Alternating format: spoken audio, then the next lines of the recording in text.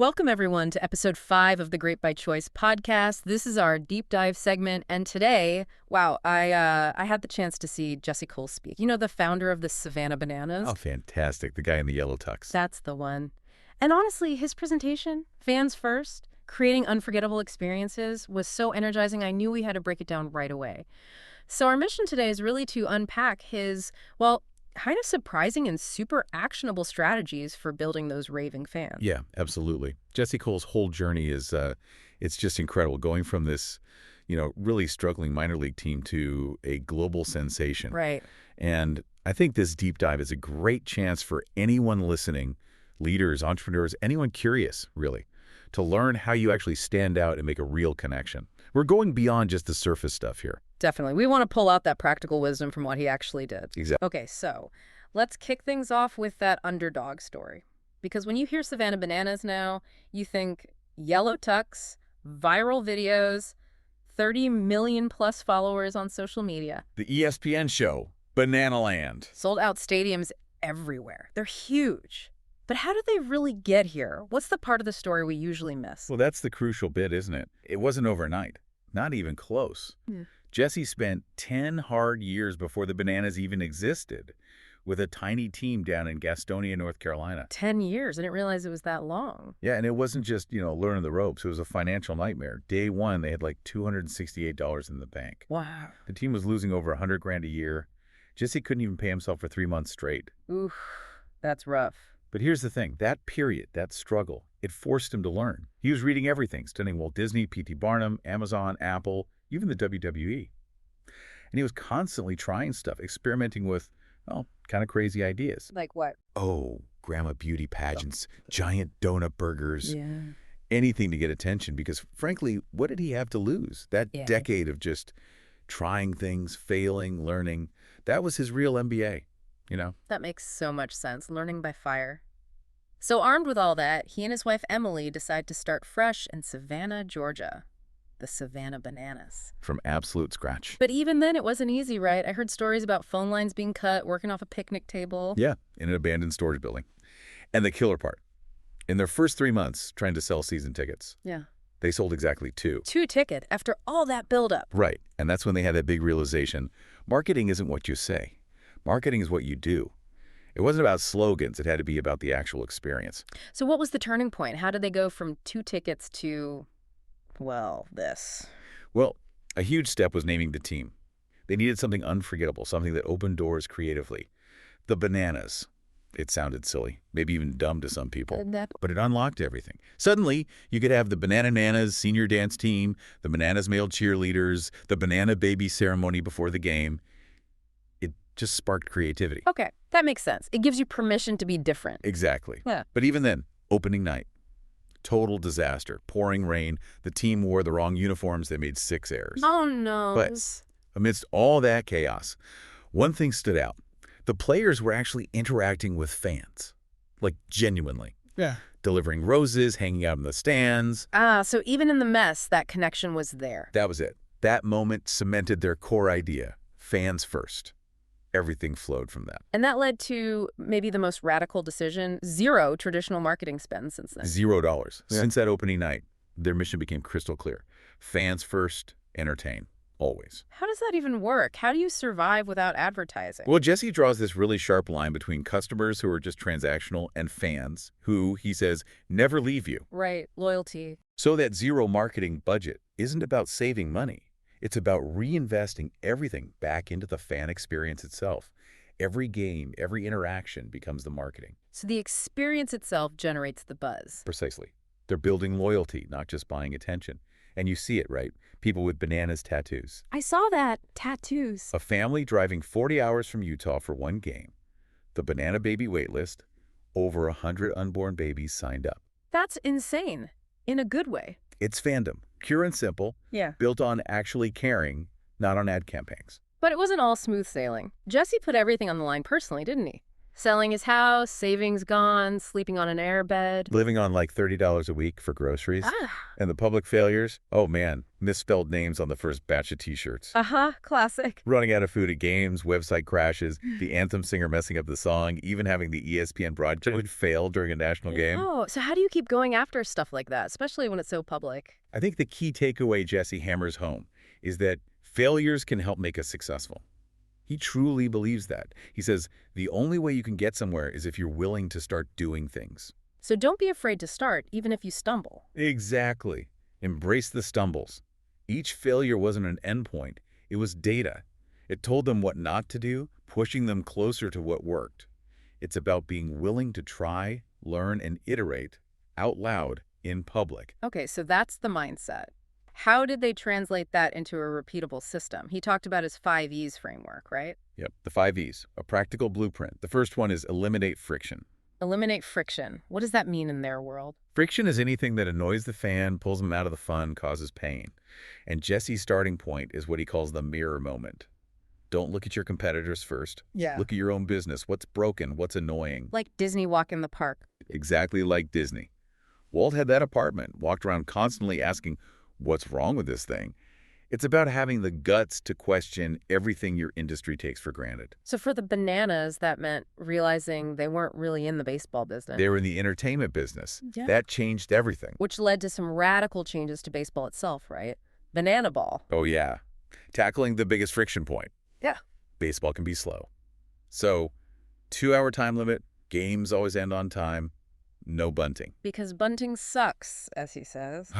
Right. No mound visits to slow things down. And the big one, if a fan catches a foul ball, it's an out. Getting the fans literally in the game. Directly involved. Yeah. And then there's the ticketing. This is huge. $15 flat. No ticket fees, no convenience fees, none of that junk. Okay, that's already better than most places. But wait, the $15 includes all your food and drinks. Wait, all of it? Like burgers, hot dogs, popcorn, soda. Everything. All you can eat. They decided dealing with concession lines, paying for overpriced food that was major friction, so they just eliminated it. But how can they afford that? And eliminating all the ads in the stadium? Offering games free on YouTube? That sounds like leaving millions on the table. They absolutely are leaving millions on the table by traditional metrics, but they believe that investment in removing friction is their best marketing. It creates such an amazing talkable experience that the word of mouth and loyalty pays back far more in the long run. It's a long game strategy. Totally. And they focus on tiny frictions too, like changing a boring voicemail to ring, ring, ring, banana phone, or turning a standard invoice into like a celebration letter thanking you for your payment. People thank them for taking their money. That's eliminating friction. Okay, so you remove the pain points. What's next? The second E. Entertain. Always. And this isn't just about the game itself. It's about providing enjoyment at every single touch point. From the moment you park your car, basically. Exactly. He challenges you to map that entire journey. What's the first impression? The last. What about waiting times? Parking lots. So how do they actually do that consistently? One key idea is unscalable to scalable. In the early days, for 7 years, they called every single person who bought a ticket. Every single one. That's a lot of calls. Over 100,000 calls a year. Just to say thanks. Obviously, that doesn't scale forever. Right. But it built the DNA of caring. Right. Now, they find ways to scale that feeling, like their nonprofit, Bananas Foster. Even a tiny $5 donation gets a personal call. Or their ticket confirmation videos, they started super basic and Jesse just talking to his phone, kind of awkwardly. Yeah. Now they're these big, fun productions. Start with the unscalable personal touch, then figure out how to systematize the spirit of it. I love that. And the specific examples are great. The parking penguins giving out popsicles. Singing Water with Me. Hiring a 6-year-old professional high-fiver and that 107-item pre-game script. They really plan the fun. They even plan for disaster. They have a 3-hour rain delay script. Seriously. A plan for rain. Yep. So even if the game gets totally canceled, fans leave saying they had an amazing time just hanging out, being entertained. It comes back to that mission. Fans first. Entertain. Always. And empowering the team to live that mission, right? Like that intern story. Oh, Laura the intern. Only there 2 weeks. Game gets rained out. An elderly fan needs to get home. It's like a mile away. And she just walks him home. No asking permission. Why? She just said, fans first, right? When the mission is that clear, people make incredible decisions on their own. That's powerful stuff. Okay, E number 3, experiment constantly. This one feels very current, very tech world inspired, almost. Yeah, like that Jeff Bezos quote, success is a function of how many experiments we do. Jesse really pushes this. But how do you get a team, especially maybe in a traditional field like baseball, to embrace constant experimentation and, let's be honest, the failures that come with it? Great question. Jesse uses the story of getting players to dance initially. Mm. Total resistance. Hmm. I'm a baseball player, I don't dance. I can imagine. But he convinced just 4 players to try it for 1 inning. Just one small experiment. Mm. 3 billion views online. New York Times feature. It helped shift the culture. The key was starting small, celebrating that small win, and showing, not just telling, the potential upside. But not all experiments work out, right? He mentioned some failures. Oh, absolutely. He's very open about them. The Living Piñata promotion apparently didn't go well. Buckles. Okay. Crab my pants, don't ask. The pregnant women dance-on thing, probably not the best idea. His point is, maybe 9 out of 12 new ideas will bomb. But the 3 that hit, they make it all worthwhile. You have to be willing to try the weird stuff. And they really commit to it, trying 10 to 15 new things every night in front of a live audience. Every single night, they have weekly idea sessions, generate hundreds of concepts. It's about carving out dedicated intentional time just for ideas, and then having the guts to test them immediately. Learn by doing. So you need the volume of ideas and the willingness to test them live. Got it. 4th E, engage deeply. This one is guided by that Andy Stanley quote. Do for one what you wish you could do for many. Okay, what does that look like in practice? Beyond just good service. It's about listening intently and responding in unexpected personal ways. Jesse loves the example of the Magic Castle Hotel in Hollywood. Right, the one with no frills but amazing ratings. Exactly. No gym, no spa, basic rooms, but ranked #2 hotel. Their philosophy, listen carefully, respond creatively. They have a popsicle hotline by the pool. They overheard guests were huge Marilyn Monroe fans, so they put a framed poster in their room with a note signed, Love Marilyn. Wow, that's not scalable, but it's magical. That's the point. It's about creating moments of magic by truly seeing and hearing the individual. Deep engagement isn't about luxury. It's about being profoundly personal. So how do the Bananas do that with thousands of fans? How do they do for one at scale? They find moments. Sending baby onesies when they hear a fan is expecting, celebrating engagements publicly, and that amazing story of Haley or Hailstorm on TikTok. Tell me that one again. She made a casual comment online wishing a player wore a yellow dress. So the player did it, made a viral video just for her. They invited her as a VIP guest, very important banana. And she ended up loving it so much she moved to Savannah to be a superfan. That's incredible. One comment led to all that. That's deep engagement.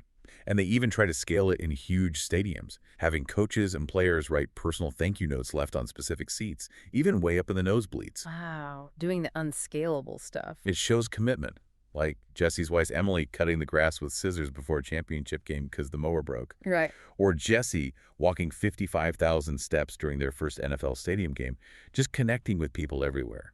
It's about doing what others won't do, especially when it's hard. That dedication is something else. Okay, final E, number 5. Empower action. This is the call to action. Stop standing still and start standing out.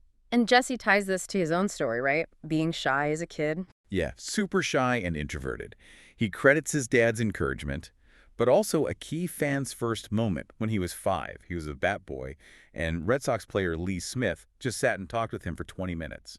Made him feel like he mattered. It sparked something. So what really drives this empower action idea? Well, he connects it back to baseball wisdom again. His dad's advice. Swing hard in case you hit it. Love that. It's not about hitting a home run every time. It's about taking your cuts. Pete Rose has the most hits ever. He also had way more at-bats than anyone else. You gotta show up. And Reggie Jackson, Mr. October, famous for clutch hits, also holds the record for strikeouts. Failure is part of the path to legendary success. Think of Amazon's Fire Phone, huge $150 million flop. But the learnings led to Alexa and Echo. You can't be afraid to swing and miss. That really reframes failure. And the story that perfectly embodies this for the Bananas seems to be Reggie, right? The staff member. Oh, Reggie's story is the perfect closer for the E's. This guy called relentlessly every week asking for a job. Finally got hired. And just brought this infectious energy. Became the most noticeable person in the ballpark. Made his own drink, Reggie Aid. Yep. gave pep talks, was so positive and inspiring that the players asked for him to be their coach. The players asked for him. Yeah, and they won the championship with him coaching. Now he travels with the team as their motivational coach. Wow. So how does a leader make that happen? How do you empower a Reggie? It's about seeing that spark, nurturing it, and then, crucially, getting out of the way. Jesse gave Reggie the opportunity, the runway, but Reggie's passion and energy are what made him soar. Empowerment is about creating the conditions for people to bring their whole selves and contribute in ways you couldn't have planned. That's brilliant. So the challenge for everyone listening then is, who's the Reggie on your team you need to empower? Or maybe, are you the Reggie who needs to step up and swing harder? Good point. Maybe it starts with us. Often does. Okay, wow. So just to wrap the framework, eliminate friction, entertain always, experiment constantly, engage deeply, and empower action. It really feels like more than just business tactics. It's a philosophy, right? A deep commitment to genuinely caring for people, even when, maybe especially when it means doing things differently, doing the hard things. And the perfect ending to Jesse's story, connecting back to that Lee Smith moment. Isn't that incredible?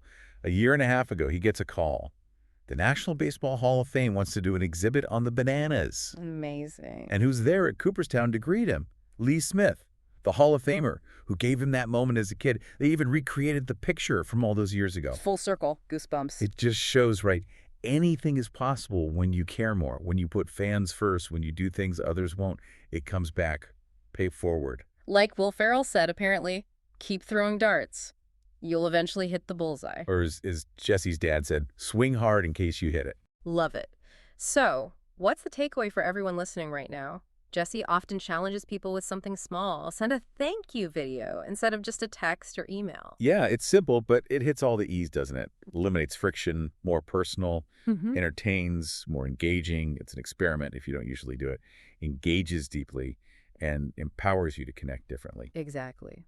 So maybe here's the thought to leave you all with. What's just one fans first moment you can create this week? For a colleague, a customer, maybe even someone at home. Just one small thing that might change their game. Go make it happen.